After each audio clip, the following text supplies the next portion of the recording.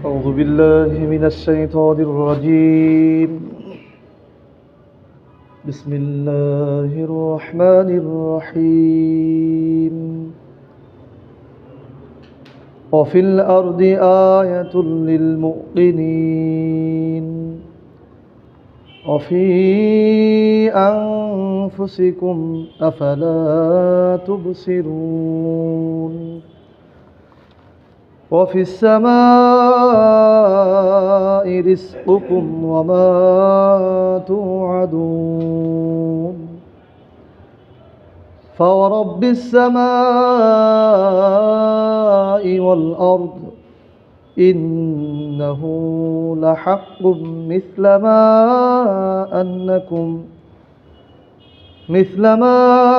أنكم تنطقون. সাদাকাল্লাহুল আযীম। ইরশাদ হচ্ছে,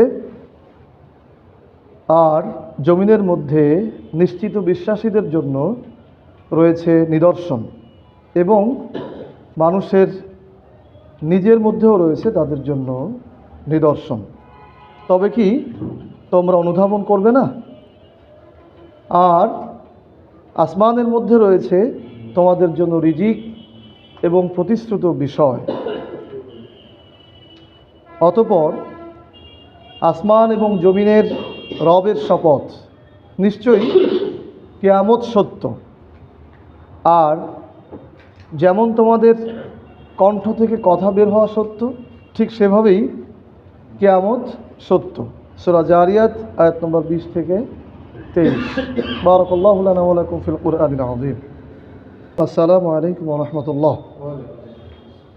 আল্লাহ সুবহানাহু ওয়া তাআলার দরবারে শুকরিয়া আদায় করছি। আল্লাহ রাব্বুল আলামিন আমাদের সকলকে আমাদের দুনিয়াবি দিনের মধ্য থেকে কিছুটা সময় আল্লাহ তাআলার দিন প্রতিষ্ঠার জন্য আমাদেরকে পরামর্শ করার জন্য ব্যয় করার সুযোগ দিয়েছেন। এর জন্য সকলেই পড়ছি আলহামদুলিল্লাহ।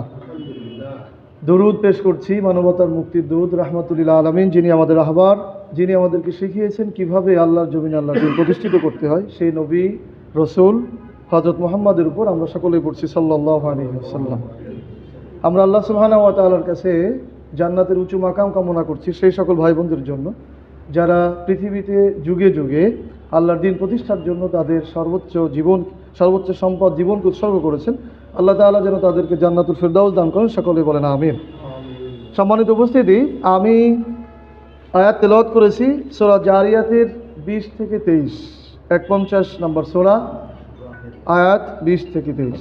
এই আয়াতগুলিতে আল্লাহ সুবহানাহু ওয়া তাআলা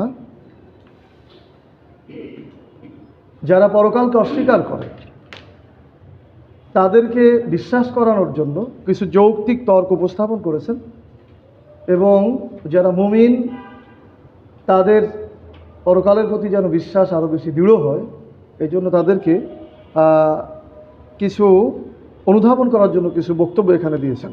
আল্লাহ সুবহানাহু ওয়া তাআলা বলছেন, ওয়াফিল আরদি আয়াতুল লিল মুকিনিন, আর জমিনের মধ্যে রয়েছে আয়াত, নিদর্শন। মুকিনিন, লি মানে জন্য, আর মুকিনিন মানে হচ্ছে বিশ্বাসীদের জন্য। যারা নিশ্চিত বিশ্বাসী তাদের জন্য জমিনে রয়েছে নিদর্শন, অর্থাৎ চিন্তার বিষয়। জমিনে যদি তারা লক্ষ্য করে তাহলে তারা এমন কিছু দেখতে পাবে যার মাধ্যমে সৃষ্টিকর্তা যে একজন আছেন তার কথা যে সত্য হবে এবং এই পৃথিবী আবারও শেষ হয়ে যাবে, এরকম কিছু নিদর্শন তারা দেখতে পাবে। তো আল্লাহ সুবহানাহু ওয়া তাআলা এই জন্য জমিনের উদাহরণ টেনেছেন এবং জমিন সম্পর্কে আল্লাহ সুবহানাহু ওয়া তাআলা আরও বলেছেন, আফারাআইতুম মা তাহরুসুন, আফারাআইতুম মা তাহরুসুন, তোমরা জমিনে যে বীজ বপন করো সে সম্পর্কে কি কখনো প্রশ্ন করে দেখেছো? আনতুম তাজরাউনাহু আম নাহনু যারিউন, সেটা কি আমি অঙ্কুরোধ করি নাকি তোমরা করো? অর্থাৎ যে বীজটা তোমরা বপন করো সেখান থেকে যে চারা গজায়, এই চারাটা কি তোমরা বের করো না আমি করে দিই? আল্লাহ সুবহানাহু ওয়া তাআলা বলছেন, আমি সেটা করি। লাউ নাশাউ লাজাআলনা হুতামা, যদি আমি ইচ্ছা করতাম তাহলে আমি সেই বীজকে খড়কুটোয় পরিণত করে দিতাম। সূরা ওয়াকিয়া আয়াত নম্বর 63 থেকে 65। অর্থাৎ আল্লাহ তাআলা বোঝাচ্ছেন যে জমিনে আমি যে ফসল ফলাই এটা তোমরা বীজ বপন করো ঠিকই, কিন্তু উৎপাদন করে দেই আমি। ইচ্ছা করলে আমি সেটাকে ধ্বংস করে দিতে পারতাম। তো এভাবে আল্লাহ সুবহানাহু ওয়া তাআলা জমিনের ব্যাপারে অনেক উদাহরণ দিয়েছেন। যেমন আমরা যদি তাকাই তাহলে দেখতে পারবো যে পৃথিবীর উপরে আল্লাহ তাআলা পর্বতকে রেখেছেন, পাহাড়কে রেখেছেন, এবং আল্লাহ বলেছেন দিল আওতাদ, আমি এই পাহাড়কে, পর্বতকে, জমিনকে গেড়ে রাখার জন্য, ঠিক রাখার জন্য পেরেক হিসাবে গেড়ে দিয়েছি, যেন এই জমিনটা নড়চড় না হয়, নড়াচড়া না করে, তাই না? এরপরে জমিনের উপরেই নদী প্রবাহিত হচ্ছে, সমুদ্র প্রবাহিত হচ্ছে, বৃক্ষলতা আছে, রোদ হচ্ছে, বৃষ্টি হচ্ছে, এরকম অনেক কিছু আছে যেটা আমাদের চোখকে খুলে দেয় আল্লাহ সুবহানাহু ওয়া তাআলা বা সৃষ্টিকর্তাকে চেনার জন্য। প্রিয় উপস্থিতি, সময় সংক্ষিপ্ত, এর জন্য আমি সংক্ষেপে বিশ্লেষণ করছি। পরবর্তী আয়াতে আল্লাহ সুবহানাহু ওয়া তাআলা বলছেন অফি আনফুসিকুম আফালা তুবসিরুন, এবং তোমরা যে মানুষ, এই মানুষের মধ্যেও নিদর্শন রয়েছে। মানুষ যদি তার নিজের দিকে দেখে তাহলে মানুষকে নিজেকে দেখেই সে সৃষ্টিকর্তাকে চিনতে পারবে। আল্লাহ সুবহানাহু ওয়া তাআলা বলেছেন খলাকাল ইনসান মিন নুতফা, আমি মানুষকে সৃষ্টি করেছি নুতফা থেকে, শুক্র বা বীর্য থেকে। ফাইদা হুয়া খসিমুম মুবিন, অথচ এই মানুষই একসময় স্পষ্ট বিতণ্ডাকারী হয়ে যায়, বিতর্ককারী হয়ে যায়। আল্লাহ তাআলা মানুষের সৃষ্টির একেবারে শুরু পর্যায়ে উদাহরণ দিয়ে বলছেন যে আমি একে বীর্য দিয়ে সৃষ্টি করেছি, আর যার উৎপাদন হচ্ছে পৃথিবীর বিভিন্ন বৃক্ষলতা, খাবার, গাছ থেকে যেগুলো উৎপাদন হয় সেখান থেকে বিন্দু বিন্দু সামান্য করে এটা তৈরি হয়, এবং এটা মায়ের গর্ভে আল্লাহ সুবহানাহু ওয়া তাআলা রাখেন, এবং একসময় মানুষ সৃষ্টি হয়, তার চোখ, হাত, পা ইত্যাদি ইত্যাদি সবই আমি দিয়ে থাকি। তো আল্লাহ তাআলা বোঝাতে চেয়েছেন যে তোমরা নিজেদের দিকেও যদি তাকাও, তোমার চোখের সৌন্দর্য, তোমার হাতের সৌন্দর্য, তোমার তালুতে একরকম চামড়া আমি দিয়েছি, তার বাইরে আর একরকম চামড়া দিয়েছি, এরকম হাতের বাইরের যে চামড়া এটা যদি এই পাশে থাকতো তাহলে আমরা ধরতে পারতাম না, আমরা কাজ করতে পারতাম না, তাই না? তাহলে আল্লাহ সুবহানাহু ওয়া তাআলা কত সুন্দর করে উপরে একরকম দিয়েছেন, ভেতরে আর একরকম দিয়েছেন। বিজ্ঞানীরা বিশ্লেষণ করেছেন উপরে ছিদ্র আছে, এই চামড়ার মধ্যে লোমকূপ দিয়ে কি আছে, ছিদ্র আছে, এইটা দিয়ে সূর্যের আলো ভেতরে প্রবেশ করবে, ভিটামিন ডি তৈরি হবে, নাহলে আমাদের হাত পা অকেজ হয়ে যাবে। তো আল্লাহ সুবহানাহু ওয়া তাআলা কত সুন্দর করে সৃষ্টি করেছেন, বলেন না একবার সুবহানাল্লাহ। তো আল্লাহ সুবহানাহু ওয়া তাআলা নিজের দিকে এভাবে তাকাতে বলেছেন, এবং শরীরের ভেতরে যদি আমরা তাকাই তাহলে তো বিশ্লেষণ করেই শেষ হবে না। তো আল্লাহ তাআলা বলছেন তোমরা নিজেকে দেখো, এবং আমি সৃষ্টিকর্তা যে আছি তার প্রমাণ তুমি নিজের মধ্যেই পেয়ে যাবে।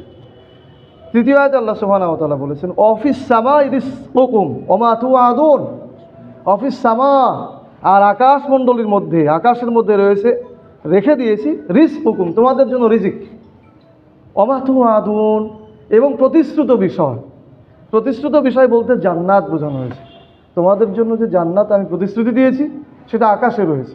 তার মানে এখানে একটা আকীদার বিষয় হচ্ছে জান্নাত উপরে অবস্থিত, ইল্লিন, আকাশে রয়েছে। আর এর আগে আল্লাহ তাআলা বোঝাতে চেয়েছেন অফিস সামাই রিজকুকুম, আকাশের মধ্যেই তোমাদের জন্য রিজিক রয়েছে। এই শব্দদ্বয়ের দুইটি ব্যাখ্যা হতে পারে। এক হচ্ছে আকাশে রিজিক কিভাবে থাকে, আমরা তো দুনিয়া থেকে খাই, কিন্তু রিজিকটা আকাশে কিভাবে থাকে।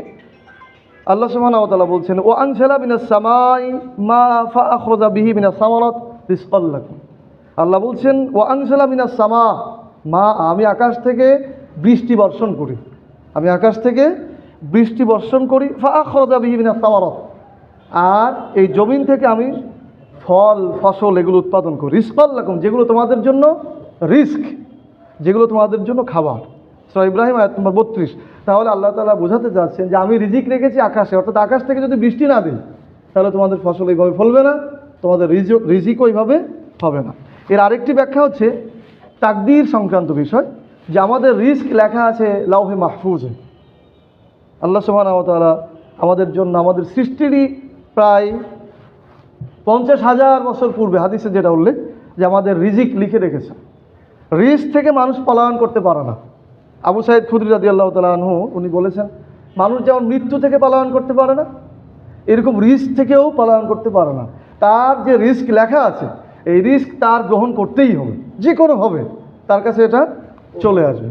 তো লাওহে মাহফুজে আল্লাহ তাআলা এভাবে রিস্ক লিখে রেখেছেন, এটা আমাদের জন্য যা বরাদ্দ আছে সেটা নিশ্চিতভাবে আসবে।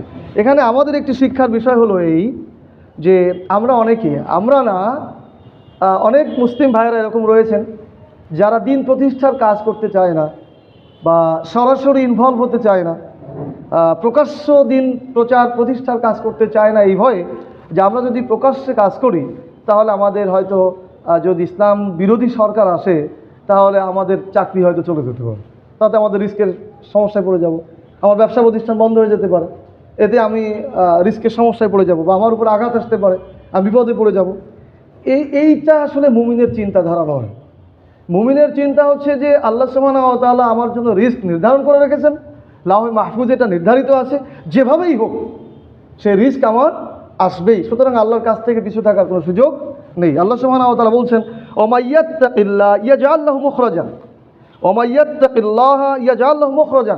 যে ব্যক্তি আল্লাহকে ভয় করে, যে আল্লাহকে ভয় করে, তার জন্য আমি একটা পথ বের করে দেবই। যদি আমরা এভাবে বলি যে আল্লাহকে ভয় করে যারা আল্লাহর দিন প্রচার প্রতিষ্ঠার দিকে অগ্রসর হবে, তাদের চাকরি চলে যাক, তাদের ব্যবসা প্রতিষ্ঠান চলে যাক, তাদের খাবার বন্ধ হয়ে যাক, জেলখানায় যাক, যেখানেই যাক না কেন, আল্লাহ সুবহানাহু ওয়া তাআলা তার রিস্কের জন্য একটা পথ বের করে দেবেনই। যেভাবেই হোক একদিক থেকে রিস্ক আসবে। এবং শুধু এ পর্যন্তই শেষ নয়, আল্লাহ তাআলা বলছেন ওয়ারযুকু মিন হাইসু লা ইয়াহতাসিব, এবং তাকে এমন জায়গা থেকে রিস্ক দেওয়া হবে, ওয়ারযুকু মিন হাইসু লা ইয়াহতাসিব, সে ধারণাও করতে পারবে না। এত বেশি রিস্ক তার আসবে যে সে ধারণাও করতে পারবে না, তার জন্য এত বেশি রিস্ক লেখা রয়েছে বা এত বেশি রিস্ক তার আসবে। সূরা তালাক আয়াত নম্বর 2-3। তাহলে আমরা যদি বলি যে আল্লাহ সুবহানাহু ওয়া তাআলা আমাদেরকে যে রিস্ক লিখে রেখেছেন আমাদের জন্য লাউহে মাহফুজে, যে কোনো অবস্থাতে আমাদের জন্য সেটা চলে আসবে। সুতরাং এক্ষেত্রে ভয় পেয়ে যে আমার চাকরি যাবে, আমার ব্যবসা বাণিজ্য চলে যাবে, এর জন্য যে আমরা দিন প্রচার প্রতিষ্ঠার কাছ থেকে দূরে থাকব, এটা ইমান কম থাকার কারণে এ ধরনের বিশ্বাস আসতে পারে। আল্লাহ তাআলা আমাদেরকে এখান থেকে হেফাজত করুন, আমিন। প্রিয় উপস্থিতি, সর্বশেষ যে আয়াত, ফারাব্বিস সামাই ওয়াল আরদ ইন্নাহু লাহাক্কুম মিসলা মা আনতুম তানফিকুন। আল্লাহ বলছেন সেই আসমান এবং জমিনের রব যিনি, তার শপথ, নিশ্চয়ই কিয়ামত আসবে, কিয়ামত হবে। মাসলা, যার উদাহরণ হচ্ছে মা আন্নাকুম তানফিকুন, অর্থাৎ তোমাদের কথা বলা যেমন সত্য, বা স্ফুরণ যেমন সত্য, তোমার কণ্ঠ থেকে যে কথা বের হয়, অর্থাৎ কথা বলাটা মানুষের স্বভাব চরিত্র যেমন সত্য, কিয়ামতটাও এভাবে নিশ্চিতভাবে সত্য হবেই। আর কিয়ামত যদি হয়ে শেষ হয়ে যেত তাহলে তো আমরা বেঁচে যেতাম, কিন্তু শুধু কিয়ামত হয়ে শেষ হবে না। আল্লাহ সুবহানাহু ওয়া তাআলা বলছেন ওয়া ইন্নামা তুওয়াফাউনা উজুরাকুম ইয়াওমাল কিয়ামাহ, কিয়ামতের দিনে তুওয়াফাউনা উজুরাকুম, প্রত্যেকের প্রতিদান দেওয়া হবে, ভালো মন্দের সকল ধরনের প্রতিদান কিয়ামতের দিনে দেওয়া হবে। ফামান যুহজিয়া আনিন নার, সেদিন যাকে জাহান্নাম থেকে দূরে সরা হবে, দূরে রাখা হবে, ওয়া উদখিলাল জান্নাহ, জান্নাতে প্রবেশ করানো হবে, ফাকাদ ফাজ, অবশ্যই সে সফলতা অর্জন করেছে। ওমাল হায়াতুদ দুনিয়া ইল্লা মাতাউল গুরুর, আর নিশ্চিতভাবে দুনিয়ার জীবন হচ্ছে প্রতারণা সামগ্রী। মানে এই দুনিয়ার জীবনকে আমরা যতই ধরে রাখতে চাই, আঁকড়ে ধরে থাকতে চাই, দুনিয়ার জীবন আমাদের কাছে ধরা দেবে না। এখান থেকে আমাদেরকে চলে যেতে হবে, দুনিয়া আমাদেরকে ধোঁকা দেবে, দুনিয়া আমাদের সাথে প্রতারণা করবে। সুতরাং আমাদেরকে আল্লাহ তাআলা বোঝাতে চেয়েছেন কিয়ামতের কথা চিন্তা করো, কিয়ামত অবশ্যম্ভাবী হবে, এবং সেই চিন্তা করে তুমি কিভাবে জাহান্নাম থেকে দূরে থাকতে পারো এবং জান্নাতে প্রবেশ করতে পারো, সেই প্রচেষ্টা চালাও। আল্লাহ সুবহানাহু ওয়া তাআলা আমাদেরকে আল্লাহ তাআলা যেটা বোঝাতে চেয়েছেন সেই দিকে অগ্রসর হওয়া, সমস্ত ভয়ের ঊর্ধ্বে যে রিস্কের চিন্তা না করে আল্লাহর জমিন আল্লাহর দিন প্রতিষ্ঠার জন্য আমরা যেন অগ্রসর হতে পারি।